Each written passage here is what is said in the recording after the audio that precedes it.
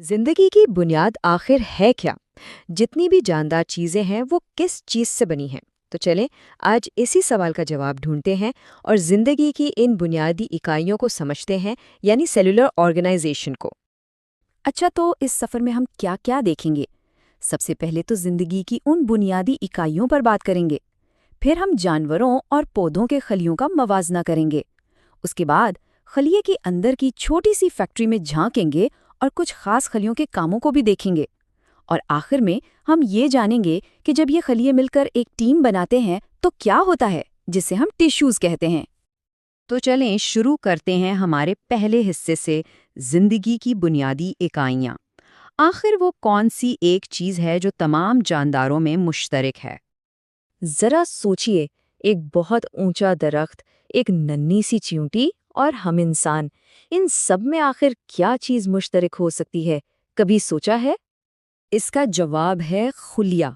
जी हाँ, वही खुलिया या सेल। ये जिंदगी की सबसे बुनियादी, सबसे छोटी इकाई है। तमाम जानदार चीजें इन्हीं छोटे छोटे बिल्डिंग ब्लॉक से मिलकर बनी हैं। और पता है, उसकी दरियाफ्त की कहानी भी बड़ी दिलचस्प है। बात है 1665 की, जब रॉबर्ट हुक ने पहली बार खुर्दबीन से कॉर्क के एक टुकड़े में छोटे छोटे खाने देखे और उन्हें सेल्स का नाम दिया। और आज तो हमारे पास इतनी जदीद माइक्रोस्कोप्स हैं कि हम एक खुलिये के अंदर की पूरी दुनिया देख सकते हैं। और सबसे मजे की बात यह है कि खलियों को देखना इतना मुश्किल भी नहीं। जैसे अगर प्याज की एक बहुत पतली झिल्ली को मीथिलीन ब्लू स्टेन के एक कतरे के साथ स्लाइड पर रखकर खुर्दबीन के नीचे देखा जाए तो पौधे के खलिए बिल्कुल साफ नजर आ जाते हैं। अच्छा, तो अब चलते हैं अपने दूसरे हिस्से की तरफ, यानी जानवरों और पौधों के खुलिए। ये समझें कि ये दो अलग अलग किस्म के खुलियों की कहानी है। तो सबसे पहले ये देखते हैं कि इनमें एक जैसी क्या चीज़ें हैं।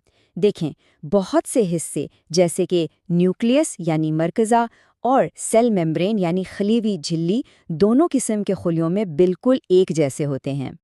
यहाँ हम दोनों खलियों को साथ साथ देख सकते हैं। गौर करें, दोनों के बीच में एक न्यूक्लियस है। ये समझें कि ये खलिए का कंट्रोल सेंटर है और दोनों ही एक जेली जैसे मादे से भरे हैं जिसे साइटोप्लाज्म कहते हैं। तो ये वो बुनियादी चीजें हैं जो दोनों में मुश्तरक हैं। लेकिन असल दिलचस्प कहानी तो उनके फर्क में छुपी है। तो चलें इस फैक्ट्री के अंदर जाकर देखते हैं कि वो कौन से बड़े फर्क हैं जो उन्हें एक दूसरे से अलग बनाते हैं। अच्छा, बुनियादी तौर पर 3 बड़े फर्क हैं। सबसे पहला है सेल वॉल यानी खुलियवी दीवार, जो सिर्फ पौधों के खुलियों में होती है और उन्हें एक मजबूत शक्ल देती है। दूसरा है क्लोरोप्लास्ट, जो पौधों को अपनी खुराक खुद बनाने में मदद देता है। और तीसरा है वैक्यूल, जो पौधों के खुलियों में बहुत बड़ा होता है और पानी जमा करता है। और क्लोरोप्लास्ट की अहमियत का अंदाज़ा इस बात से लगाएं कि ये करता क्या है। ये सूरज की रोशनी, कार्बन डाइऑक्साइड और पानी को इस्तेमाल करके खुराक और ऑक्सीजन बनाता है। जी हाँ, वही ऑक्सीजन जिससे हम सांस लेते हैं। अब जब हमने खलिए की बनावट समझ ली है, तो अब ये देखते हैं कि ये अलग अलग काम कैसे करते हैं, क्योंकि हर खलिए का एक खास, एक स्पेशलाइज्ड काम होता है। चलें कुछ मिसालें देखते हैं। ये हैं खून के सुर्ख खलिए। इनका बस एक ही काम है, फेफड़ों से ऑक्सीजन की डिलीवरी उठाना और पूरे जिस्म में पहुंचाना। ये हमारे जिस्म के अपने पोस्टमैन हैं। फिर आते हैं ये लंबे शाखों वाले आसाबी खलिए यानी नर्व सेल्स। ये जिस्म के कम्युनिकेशन नेटवर्क की तरह हैं। ये बिजली के सिग्नल्स की सूरत में दिमाग से पैगामात लाते और ले जाते हैं। और ये हैं मसल सेल्स यानी हमारे पट्ठों के खुलिए। इनका काम है सिकुड़ना और फैलना। इसी की वजह से हम हरकत कर पाते हैं। हमारा चलना फिरना, हत्ता कि हमारे दिल का धड़कना भी सब इन्हीं की वजह से है। तो जब एक जैसे काम करने वाले ये खुलिए इकट्ठे हो जाते हैं तो वो एक टीम बनाते हैं। और इस टीम वर्क से हम तंजीम के अगले लेवल पर पहुंच जाते हैं, जिसे कहते हैं टिश्यूज। तो टिश्यू क्या है?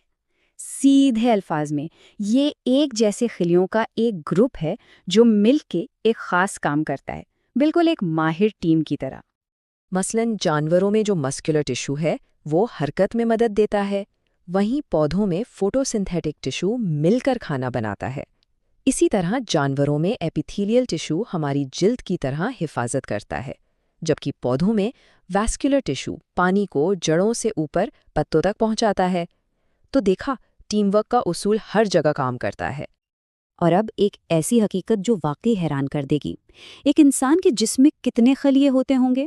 اندازہ لگائیں، تقریباً 75 ٹریلین، یعنی 75 کھرب۔ یہ اتنی بڑی تعداد ہے کہ سوچنا بھی مشکل ہے۔ تو بس ایک ننھے سے خلیے سے لے کر کھربوں خلیوں کے ایک ساتھ کام کرنے تک، یہی تو زندگی کی خوبصورت اور منظم ترتیب ہے۔ اچھا، آخر میں ایک سوال چھوڑے جاتا ہوں۔ اگر ایک جیسے خلیے مل کر ٹیشو بناتے ہیں تو جب ٹیشوز کے گروپس ملتے ہیں تو وہ کیا بناتے ہیں؟ یہ تنظیم کا اگلا لیول ہے اور اس سے بھی زیادہ دلچسپ۔